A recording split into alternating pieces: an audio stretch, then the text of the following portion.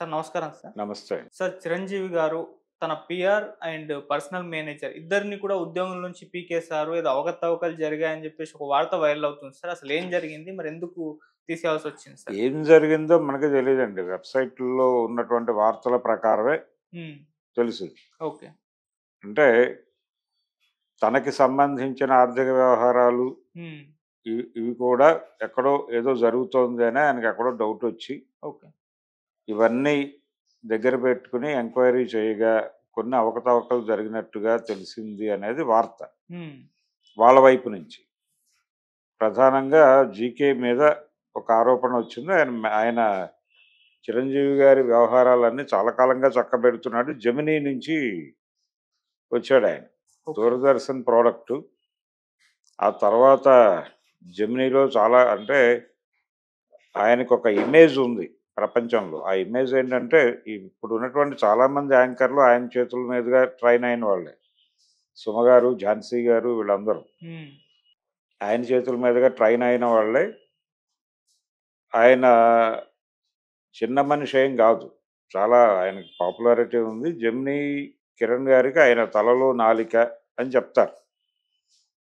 అయితే ఇప్పుడు 'బిగ్ బాస్‌కి' కూడా ఆయనే. 'బిగ్ బాస్‌కి' ఎవరిని తీసుకోవాలి? హ్మ్.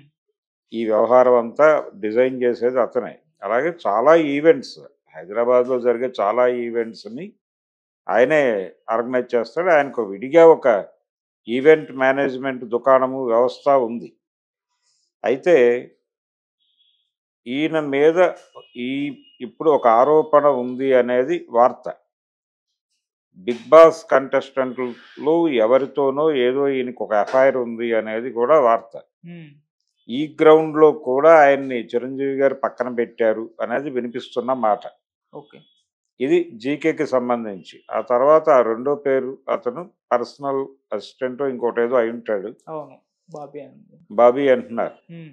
ఆ బాబీ అవకతవకలు ఈ ఆర్థిక అవకతవకలు అనే వ్యవహారం అక్కడ జరిగుండొచ్చు ఓకే. అతనితో. జీకేకి సంబంధించి ఈ నైతిక పరమైనదేదో ఒక ఎలిగేషన్ ఆయన ముందుకొచ్చుండొచ్చు. హ్మ్. వచ్చి ఎందుకు ఈ గొడవ అని జెప్పేసి తప్పించి కొత్తోళ్ళని పెట్టుకునే ప్రయత్నం ఏదో చేస్తాడాయన. హ్మ్. జీకే గారు అదొకటే పని కాదు ఆయనకి చాలా పనులున్నాయి. ఓకే. వీటితో పాటు ఆయనకు సంబంధించిన పర్సనల్ టీము, వాళ్ళని ఆర్గనైజ్ చేయటము, ఇతర వ్యవహారాలు చూడటము, ఇవన్నీ కూడా చూస్తాడు. ఆయన వాల్తేరు వీరయ్యకి ఒక రకంగా ఎగ్జిక్యూటివ్ ప్రొడ్యూసర్‌గా కూడా వ్యవహరించాడు. జీకే అంటే చిరంజీవి గారు ఆయనతో చాలా సాఫ్ట్‌గా ఉండేవాడు. చాలా కాలంగా ఉంది రిలేషన్. ఈ రోజున కొత్త రిలేషన్ కాదు. హ్మ్. అలా ఆయనకి ఈ ప్రసార మాధ్యమాలతో కూడా మంచి సంబంధాలున్నాయి. హ్మ్. అందుకని ఆయన మేనేజ్ చేయగలడు అనే ఉద్దేశంతో ఆయనకు కొన్ని బాధ్యతలు అప్పజెప్పారక్కడ. ఓకే. ఇప్పుడు వినిపిస్తున్న వార్త వెబ్‌సైట్‌లో కనిపిస్తున్నటువంటి వార్త వీళ్ళని పక్కన పెట్టారు అని. కానీ ఇది నిజమా? కాదా? అనేటువంటి నిర్ధారణ లేదు.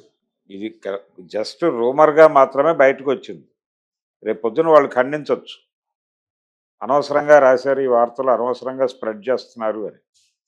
అక్కడి నుంచి అధికారిక ప్రకటన కాదు. హ్మ్. అధికారిక ప్రకటనొస్తే అప్పుడు నిర్ధారణ జరుగుతుంది. ఓకే. కాబట్టి ఇది రూమరా? లేకపోతే నిజమైనటువంటి వార్త అనేది